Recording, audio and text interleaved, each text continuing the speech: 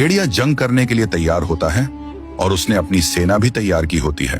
और तभी भेड़िया कहने लगता है, जंगल के शेर ने गुलामी ना करने का जो फैसला लिया है, उसने अपनी मौत को बुलाया है, आज उसे नहीं छोड़ेंगे।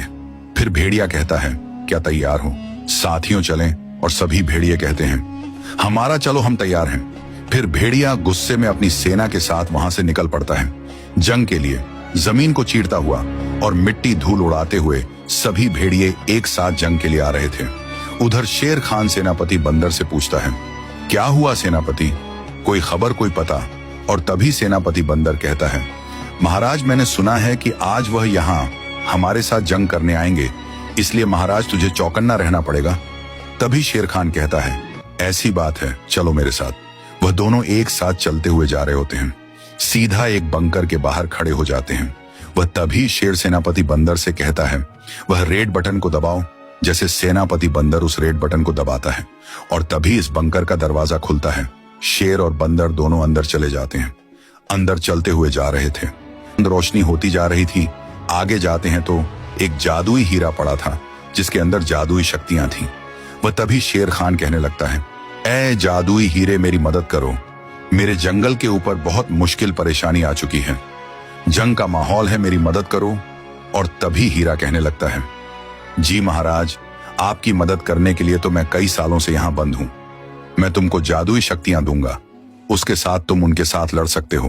तभी शेर खान कहता है, आपकी बहुत मेहरबानी होगी जो तुम मेरी मदद करोगे। और तभी हीरा कहता है, वह शक्तियां तुझे मैं तुम्हारे सर के ताज में डालकर दूंगा। एक बात का ख्याल करना, ये बात तुम्हारे और हमारे बीच होनी चाहिए, किसी को मालूम ना पड़े। अगर तुम्हारे ताज के ऊपर किसी ने भी हल्का सा वार किया, तुम्हारी जादुई शक्तियां और तुम्हारी जो भी सेना बनाई होगी वह नष्ट हो जाएगी। उसी वक्त फिर तुम शिकस्त खा सकते हो। तभी शेर कहता है, जी मैं ख्याल करूंगा। और तभी हीरा उसे जादुई शक्तियां देने लगता है, जिससे शेर में ज्यादा शक्ति आ जाती है। फिर शेर उसका शुक्रिया अदा करता है। फिर वहां से बाहर आ जाते हैं। शेर बाहर जाकर खुद एकदम बन जाता है शक्तिशाली। फिर शेर हाथ घुमाता है पीछे की तरफ और बहुत बड़ी शेरों की सेना बना लेता है जंग के लिए। और फिर कहने लगता है, मैंने तुम लोगों को जंग के लिए तैयार किया है, क्या जंग लड़ोगे? और तभी सभी शेर कहते हैं, जी जी महाराज, हम लड़ेंगे। और उधर तोता आसमान में उड़ रहा होता है और वह लश्कर आ रहा होता है भेड़ियों का।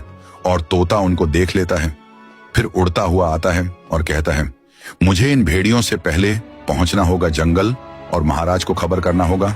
और तोता वहां जाकर शेर को कहता है, महाराज महाराज, क्या आप लोग जंग के लिए तैयार हो?